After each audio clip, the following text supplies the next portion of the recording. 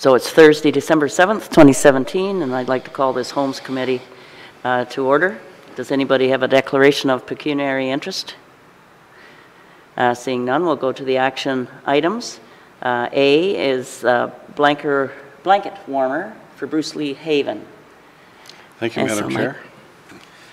During the summer of 2017, the Knights of Columbus, affiliated with the Roman Catholic Church, approached Bruce Lee Haven about making a donation.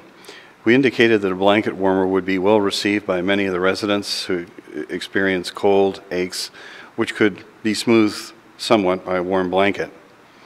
In the fall, a representative of the Knights of Columbus delivered a check for $4,000 for the express purpose of buying a blanket warmer for the residents of Bruce Lee Haven. After exploring the options, the blanket warmer that will best suit the needs of the residents will cost $4,800. Madam Chair, the recommendation is that the amount of $4,000 be designated donations in the Bruce Lee Haven General Donations account for the intended purpose of purchasing a blanket warmer for the residents of Bruce Lee Haven be approved, and that the amount of $800 in the Bruce Lee Haven General Donations account intended for general purposes be used to complement the $4,000 donation for the purchase of the blanket warmer valued at $4,800. Thank you. You've heard the recommendation. Could I have a mover and seconder? Moved by Mitch, seconded by Robert. Is there any further discussion? All in favor? None opposed? That carried. So the next action item is 2B, Food Services Request for Proposal for Long-Term Care Homes. Madam Chair, in October, the Purchasing Division of Corporate Services Department, in conjunction with the Department of Health Services, issued a request for proposal for food services for long-term care homes for the next 3 years. The purpose of this was was undertaken as the current contract for food services will expire at the end of the year. 4 proposals were received from Flanagan Food Services, Gordon Food Services, Summit Food Services, and Cisco. Within the procurement policy, staff have delegated authority to award contracts that are highest points and lowest price. However, given that the contract is in relation to food services for our residents, staff wish to seek committee approval for this endorsement. Our current for clarity, the prices used as part of this evaluation process were based on a basket of 50 items, which were a combination of high dollar and frequently ordered items from the homes purchased between January and August 2017. Our current service provider, Flanagan Foods, has agreed to extend their contract at no cost until the end of January, allowing the onboarding of Gordon Foods services after the holiday season. Madam Chair, the recommendation is that the food services contract for long-term care be awarded to Gordon Food Services from January 1, 2018 to December 31, 2020, with the option of a 2-year extension. So you've heard the recommendation. Could I have a mover and seconder for it, please? Moved by Mike and seconded by Mitch. Does anybody have any questions or comments on this? Mitch? Or sorry, first and then Paul. Just, Michael, quality control, like obviously when you get into food contracts, like it showed the 50 items or whatever, is there somebody that keeps or has a really good, or keeps a good eye on the quality of food coming in? Yes, sir. We receive, the companies themselves have various degrees of certification, which they only attain when they have proven their ability to maintain quality. Okay. We also, at the point of reception, are able to inspect the food for both freshness and clarity, and if any of it is not to our satisfaction, there's contractual processes by which we can return this and be reimbursed, or at no cost, items can be replaced. Paul, did you have a question? Yeah, I was just wondering, Gordon Food Service, where are they from? Located? Sir, I'm sorry, their head office escapes me. They are an Ontario company. So I guess where's the product coming from, the trucks coming from, out of Toronto or? Sorry? Milton, Ontario, basically, they're very large outfit. Good, thank you for that. So I just was wondering, do they deal with any food sensitivities or allergies, or is that up to the staff to do that separately? That's up to our staff to do that separately, Madam Chair. Okay, thank you. So if there's no further questions, all in favor of the recommendation? None opposed? That carried. So we go to information items, number 3. And 3A is the 2017-2018 base funding increase to support enhancements to current behavioral supports Ontario staffing.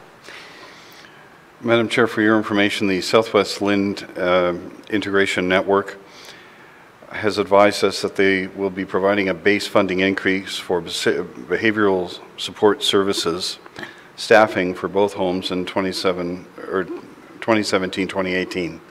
Funding allocation is $6,800 to Bruce Lee Haven and $9,047 for Gateway Haven to begin in 2017. These new funds are to be allocated to the current BSO program for new and enhanced services to our patients.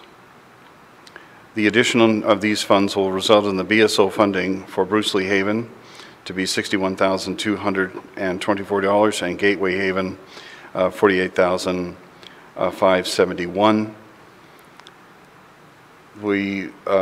The recommendation is that the 2017-2018 base funding increase to support enhancements to current behavioral supports Ontario staffing we make you aware of this for your information. Okay, the recommendation is just for information. Does anybody have any questions? So I'm assuming it's mainly, for patients requiring, I think it's been explained before with dementia. Dementia, Alzheimer's, and patients with mental illness diagnosis. Okay, thank you. And the next information item is 3B, Long-Term Care Information Report. Madam Chair, for your information, the Ministry of Long-Term Care has conducted its annual compliance review of Bruce Lee Haven. This occurred between November 6th and 22nd. A written report is expected in January 2018. Particular mention was made surrounding staff coverage, which has been an ongoing issue in both homes,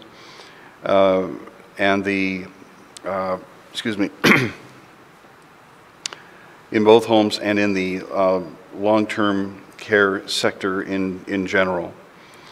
The second common issue identified was inconsistent application of provincial policy in the area of incident reporting and follow-up.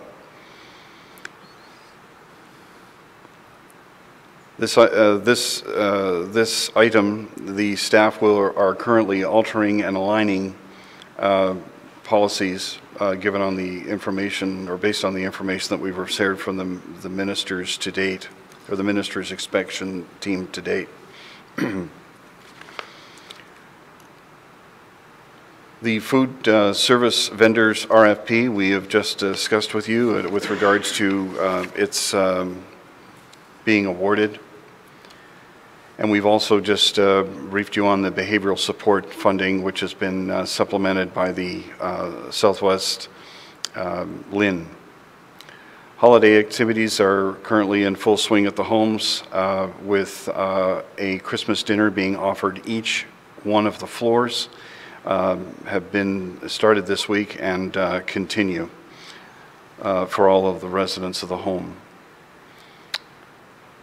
And this is for your information, ma'am. So it's for information. Does anybody have any more questions? So the next meeting is do you have a question? Sorry, I missed it. Excuse me, sorry, Madam Chair. I just wanted to comment briefly on the item of the compliance audit that was completed at Bruce Lee Haven.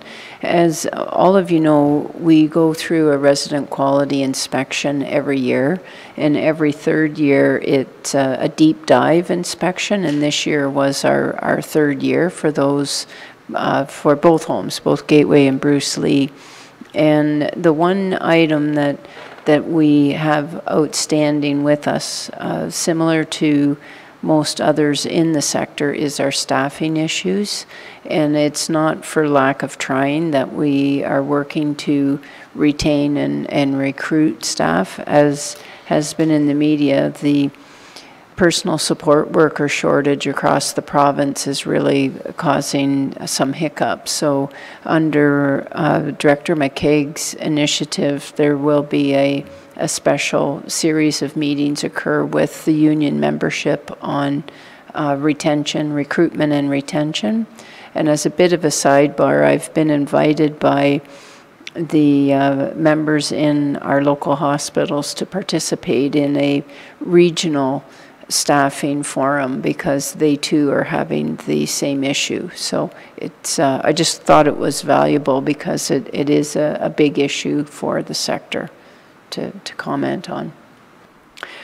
Yes, it is almost alarming, and community nursing is the same, I've been told.